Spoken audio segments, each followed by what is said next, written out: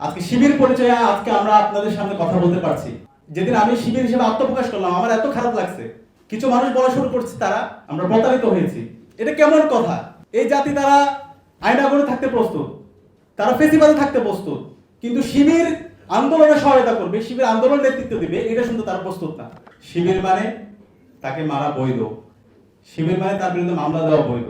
ইসলামী ছাত্র শিবিরের উপর এবং এদেশের আপমর ছাত্র জনতার উপর গত 16 বছরে কি ধরনের দুঃশাসনের মধ্যে দিয়ে আমাদেরকে যেতে হয়েছে। শিবির সন্দেহে যখন ক্যাম্পাসে কাউকে পাওয়া গেছে তাকে নির্মমভাবে নির্যাতন করা হয়েছে।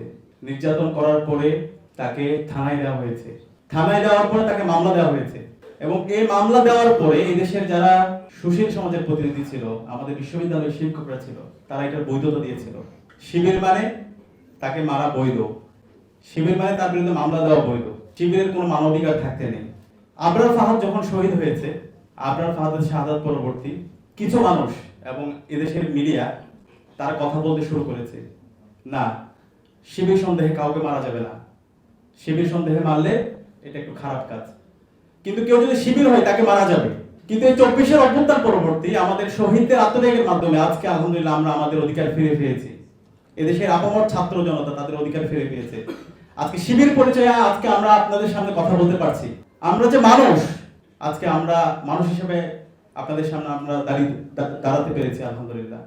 সেই কারণে আজকে প্রোগ্রাম শুরুতে গভীর শ্রদ্ধার সাথে স্মরণ করছি 24-এর ছাত্র জনতার অভ্যুত্থানের সকল শহীদদের।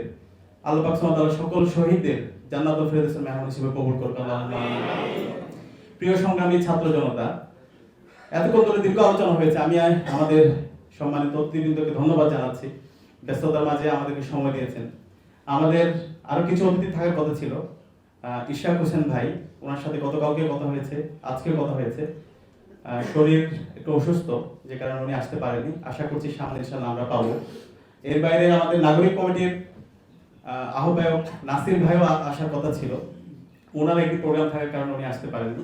আশা করছি আমরা পাবো। প্রিয় সংগ্রামী ছাত্র জনতা, আমাদের প্রত্যাশা কি? এই যে বিপ্লবটা হলো 5 জুন থেকে 36 জুলাই পর্যন্ত মাঠ পর্যায়ে সমন্বয় এবং পলিসি মেকিং এর সাথে আমরা যুক্ত ছিলাম। এখানে হাসনাত আব্দুল্লাহ আছে এবং সার্জিস, নাহিদ, মাহফুজ আব্দুল্লাহ ভাই, আসিফ মাহমুদ, এই মানুষগুলোর সাথে আমার প্রথম বর্ষ থেকে আমার পরিচয় ছিল। কিন্তু যেদিন আমি শিবির হিসেবে আত্মপ্রকাশ করলাম আমার এত খারাপ লাগছে। কিছু মানুষ বলা শুরু করছে তারা আমরা প্রতারিত হয়েছি। এটা কেমন কথা? এই জাতি তারা আয়না করে থাকতে প্রস্তুত, তারা ফেসিবাদে থাকতে প্রস্তুত, কিন্তু শিবির আন্দোলনে সহায়তা করবে, শিবির আন্দোলন নেতৃত্ব দিবে, এটা শুনতে তারা প্রস্তুত না। এটা আমাদেরকে অনেক বেশি কষ্ট দেয়। শহীদদের যে আকাঙ্ক্ষা ছিল আমাদের এই বাংলাদেশটাকে ইনসাফ ভিত্তিক একটি বাংলাদেশ বিনির্মাণ করা, আমাদের এই বাংলাদেশে যে ফেসিজম ছিল সেই ফেসিজম যেন ভবিষ্যতে কেউ প্রতিষ্ঠা করতে না পারে, তার বিরুদ্ধে লড়াই করা। আমাদের এখানে যে আগ্রাসন ছিল, এই আধিপত্যবাদ, সেই দাদাগিরি যেন কেউ আর করতে না পারে, সেটার বিরুদ্ধে লড়াই। আলহামদুলিল্লাহ 24-এর ছাত্র জনতার অভ্যুত্থান পরবর্তী আমাদের তারুণ্যের মাঝে সেই স্পিড আছে, কিন্তু আমাদের কষ্ট দিচ্ছে। আমরা দেখতে পাচ্ছি আমাদের তারুণ্যের যে স্পিড আছে, যে ঐক্যবদ্ধ শক্তি আছে, সেই শক্তিকে ভাঙার জন্য বিভিন্ন ধরনের চক্রান্ত হচ্ছে।